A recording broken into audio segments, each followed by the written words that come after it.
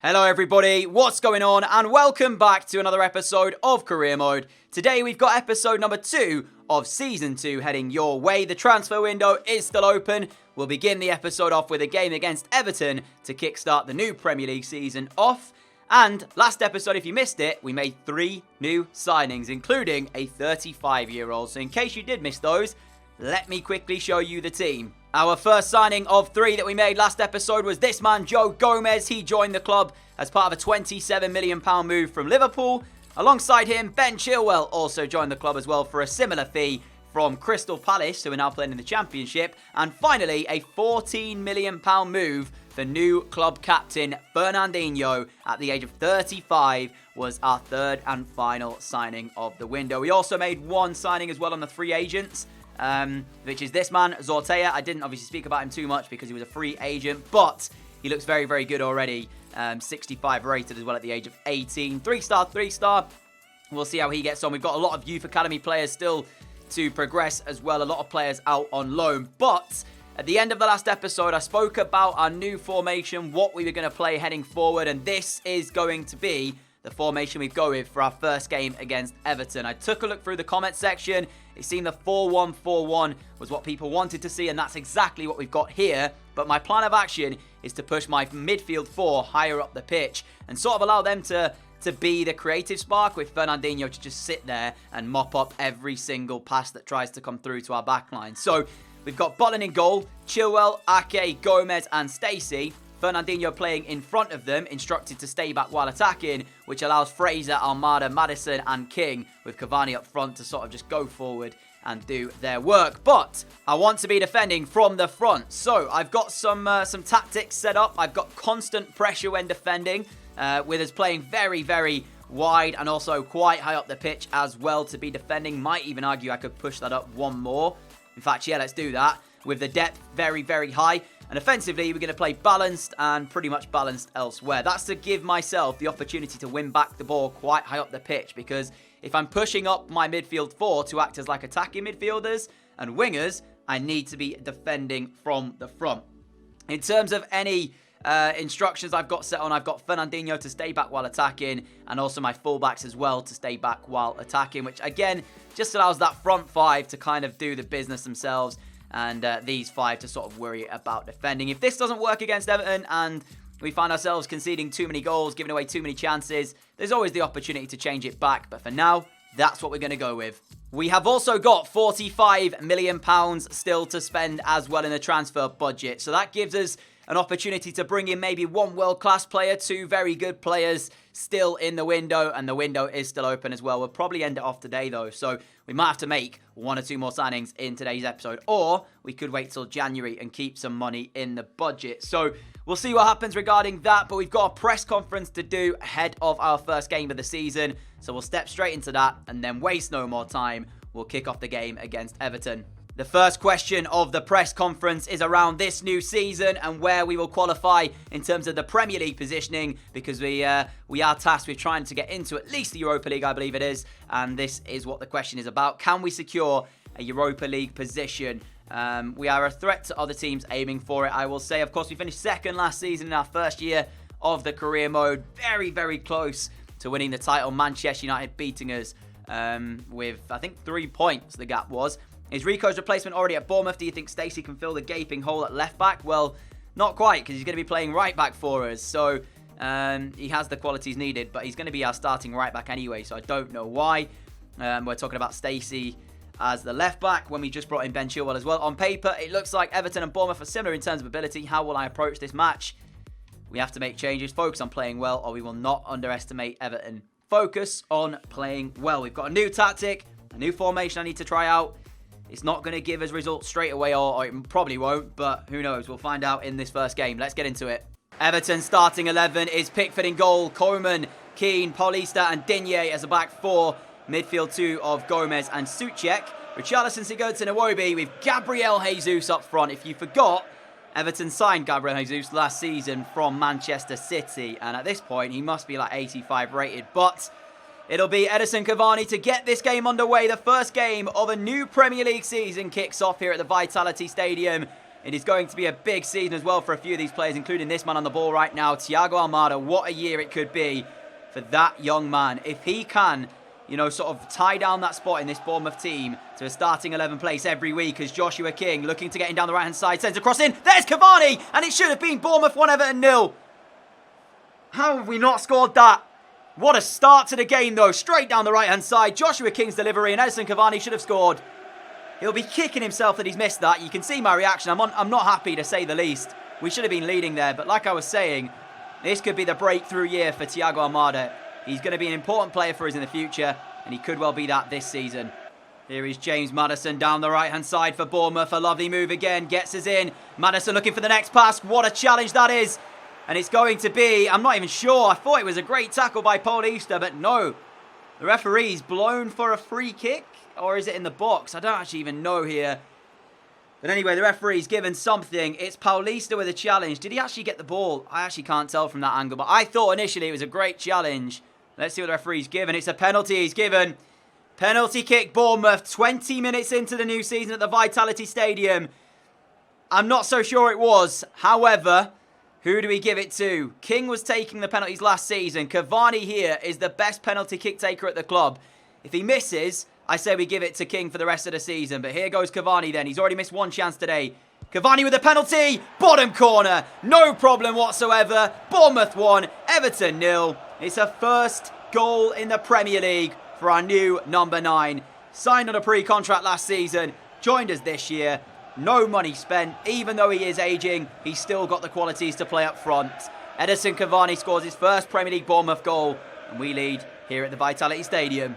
We made 2 changes at half-time. David Brooks on for Joshua King and Lewis Cook on for Thiago Almada, purely for fitness reasons. When you play under constant pressure, your players generally get tired a lot quicker. So I might have to rethink the whole constant pressure type thing, because I don't want to be making changes as early in a game as I have today. But we've tried it out. So far, it's worked okay. But here come Everton then for their first real attack of the match. It's back towards Souček. He's ball over the top. Hopefully, he's going to have play. But no, yes, it has just. I was going to say, Digne almost kept that in. But yeah, I don't think I'll keep with the constant pressure because, as I said, it's makes your players very tired very quick. Sigurdsson with a free kick in a really good area. Very, very dangerous from free kick situation, Sigurdsson, and that is why Bournemouth 1, Everton 1. And Everton are back on level terms, just as I was saying how dangerous Sigurdsson can be from free kick situations. He goes and shows you. I might have to rethink this tactic because I manually move positions rather than actually having a default set. And a couple of times they're not staying in the position they should be. For example, Fernandinho was caught out a little bit high up the field of play and he's on stay back while attacking as a CDM. And when I came into the game, it showed him playing cam and he's not playing cam. But yeah, Maddison's been given the own goal. I disagree with that. I don't think it was Maddison's, but I'm sure Everton won't care. It is 1 apiece here at the Vitality Stadium. What seemed like it was a certain victory because we've had not a lot to do today defensively. Now it is looking like it could well be points dropped. Here is Maddison. Brooks on the right-hand side, and here is David Brooks. We've got 3 minutes left of the 90. Here is David Brooks inside the penalty area, straight at Pickford, and the ball will not bounce through towards Ryan Fraser like I thought it would. Was trying to put the cross in the end, and he slid because he just didn't have the ball. Everton now trying to go through. Don't tell me we're about to throw away this game. Keane's in. He's wrong-sided Ake, and he's shot way too early. He had a chance there to keep going, Moise Keane, and instead he took the shot on, and he should have just continued running through. Here is Lewis Cook. Ryan Fraser now trying to use that pace as advantage. Ball through. Last chance saloon here for Bournemouth. Fraser running on empty in the tank, but he's still got enough here as he drives inside. There's the ball across. There's the finish. Yes, it's gone in. It's Maddison who's got it. For a second, I thought we'd hit the side netting. But the last kick of the game here at the Vitality Stadium, James Maddison strikes to give us the win. He's been given the own goal for Everton's equaliser. I don't think he should have been, but what great work that is by Ryan Fraser. Basically had nothing left to give. And that is fantastic work from Fraser. Lays it on the plate. Maddison smashes home. Bournemouth 2, Everton 1. We are going to win our first Premier League game of the season, but I am definitely going to be changing tactics after this. The constant pressure, it just takes so much out of your players, and with the fixture congestion that we're likely to have, I don't think it's a good idea to keep it on. Might go to a 4-2-3-1, but for the moment, just enjoy the win because that was hard fought. Transfer offer for Jack Butland from Watford. I've tried to get 30 million for him, and they've said no. So I'm going to go back in with 28.5, and Watford have said yes to 28.5 million pounds for Jack Butland. I can't remember how much we bought him for in the first season, but it's definitely profit is the 28.5 million. And what this means now is I need to think about a goalkeeper to replace Jack Butland with. I was not certain about getting rid of him. I just thought to myself, he is 27. I was looking for about 30 million. 28.5 is not much cheaper than I was looking for. I think it's a very, very good deal for the finances on offer. But how much did we even pay for him? I'm trying to remember. If I remember rightly, I think it was only like 12 million, was it? I could be horribly wrong with that. But let me just quickly check our youth academy because we might have a player that we can train up. Who could just become our number one in a couple of seasons' time. Is there anybody in our current youth academy that I'm yet to promote? By the way, all these players, of course, probably will be getting promoted. You can see who's still in here. This guy here, Carlos Lins, looks like an absolute baller for the future. But he's only 15 at the moment, so I can't promote him. But we've not got a goalkeeper in here. If I remember, though, I believe we have got one or two in our team already. There's one goalkeeper in particular. I think it's Hennessy, with a potential of like 90. So what I could do is, I could recall Connor Hennessy. I could just have Benitez as the number one for this season. And Connor Hennessy could become our number one in the future. Do I just do that? Now, Hennessy is, I think, 6'5". 6'3" he is. Or is it O'Donnell who has the higher? Yeah, I think actually it's O'Donnell. I believe actually it is James O'Donnell who has the better potential. I think he's the one with 90. Because I do remember 6'5" being it. We could arguably train them both, but with Hennessy already out on loan, I think I will train James O'Donnell to be our number one goalkeeper in the future and play with Walter Benitez as the number one for right now, if Butland leaves. And there we have it then. Jack Butland has left the club. A deal to take him away to Watford for £28.5 million has now been completed. The board have added £20 million of that to our budget, which now means we sit at, I think, 65 million. Yes, 65 mil. In the transfer kitty. It is a huge amount of money. It's more money than I know what to do with at this point in time because I have no idea where I want to spend that money. There's a few players that I could maybe go for. Tonali, for example, is a player that's very, very popular on career modes, and there's a reason for that. He turns into an absolute beast. He's still at Brescia in my save, so I could try and maybe bring him in. I'm sure he's got a lot of fans out there, but he is quite overused in career mode. But at the end of the day, it's our first career mode, so let's try out as many players as we can. Justin Kluivert's an interesting one. I've been looking at him for like the last year and a half now. Well, I say year and a half. What I mean is since the beginning of the save. Because I was looking at to maybe bring him in. But the only thing that's sort of making me not want to bring him in is the fact we've got quite a lot of wingers already. We've got, King's playing out wide now. We've got David Brooks. We've got Ryan Fraser. So he just wouldn't sort of get game time. But maybe in the future he's somebody we could look at. I mean, looking down the list, there's a lot of really high-quality players that I want to sign, but it's just like, I look at them and think to myself, I don't really need them. Like, they would be great to add, but it's just like, even if I do sign them, are they going to get games, We've got a lot of really good players already here, so I feel like anybody we do bring in is pretty much going to be just, backup, really. So, we'll see what I choose to do with the money. Maybe you've got some suggestions of what you want to see us do with the money, but for now, I honestly don't think I'm going to be spending it unless somebody leaves or I really see somebody that I want to bring in. Game number 2 comes against Brighton and we have a pre-match press conference to do. And the first question is about Fernandinho's arrival from Manchester City. What do you expect from Fernandinho's debut? Well, he's already played for us. He featured in that first game. So I'll say he'll prove he's the right man because I'm sure a lot of people will question that signing at the age of 35. But for the experience he brings, he comes in and is our captain now as well. He's going to be good for us in the Champions League as well. So your season is off to a great start. Do you think your team has enough depth to finish the season at the top of the table? That's the only thing that's maybe worrying me is our squad depth at the moment. But we'll say, of course, because I have to remain confident in the players I've got here. If any injuries do come in, that could be an interesting little turn of events. But will a close call in your previous match affect your strategy in the match against Brighton? Well, it kind of has because I've changed tactics a little bit. So let's say a close call is a learning opportunity. And that is that for the pre-match press conference. I will take you through the team when we are in game. Let's go into it. Brighton start with Matty Ryan in goal. They've got a back five that involves club captain Lewis Dunk and Martin Montoya. Midfield two of Pascal Gross and Campagna. Percy Tau, Andone and Trossard as the front three. For us though, we switch to a 4-2-3-1. Benitez starts his first game for Bournemouth in goal. Stacey Gomez, Ake and Chilwell line up in an unchanged back four. Calvin Phillips into a midfield two that involves him and the experienced Fernandinho. In front of them though is King, Maddison and Fraser, with Wilson leading the line, not Edison Cavani. On the bench, Edison Cavani is with the likes of Almada, Lewis Cook and those type of players if we want to use them later on. But we're off and running here for the first away game of the season. It's a tricky one away to Brighton. They've done okay against us so far in the save, and I don't want to lose this game. So let's see if we can put on a very good performance here. Comes over to Jack Stacey. Stacey sees the run through from Maddison. A nice run as well.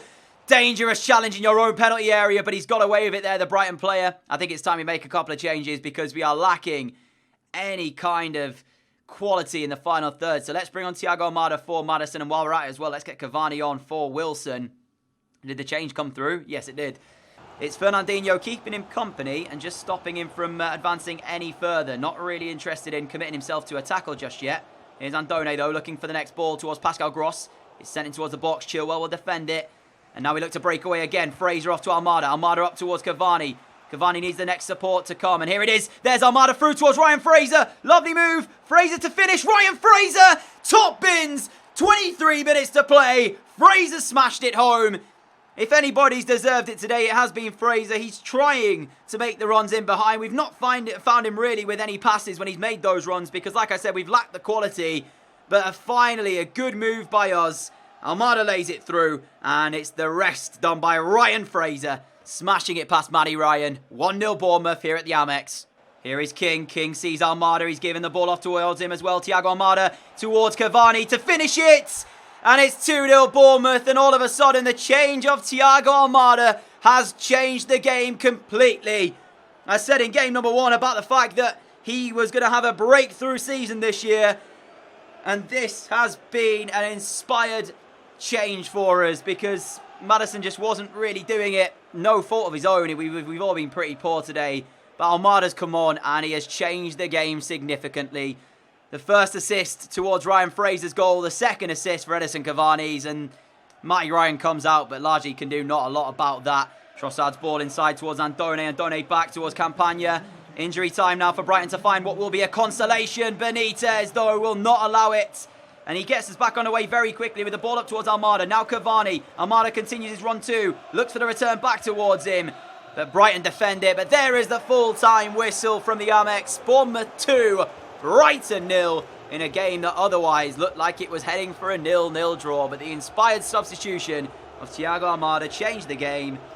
I don't think Brighton necessarily deserved to lose it, but they have done. And we were able to find the 2 goals when they mattered. Cavani only played, half an hour of that game, and he got another goal. That's 2 in 2 for him in the Premier League. The first one, of course, coming from the penalty spot. But there's the goal from open play. And even though he is aging, certainly looks like he could be one to watch for the Golden Boot race this year. Next up for us, it's a home game against Norwich in the Premier League, which I'm actually going to be simming to see how we get on in this game. I think they've... where are they in the league? They are 16th. 2 losses from their opening 2 games so far. So we should win this one on paper, but we'll see how we get on it. So I can see if I can sim some more games this year with us now playing in the Champions League as well. It's a very strong team we've got out there. We should have no problems with this one, and we have not. A 2-1 win. Ryan Fraser and Ben Chilwell with the goals, as Stiepermann actually put Norwich in front in the games. Elsewhere, Southampton beat Fulham by 4-0. A Ward-Prowse hat-trick over there. Very, very interesting to see that. But a 2-1 win anyway means we've won 3 from our opening 3 games in the league. And I think, my friends, that is probably where I'm going to be ending off today's episode, because we've got Manchester City before the end of transfer deadline day to come, which will be probably our first game of next episode.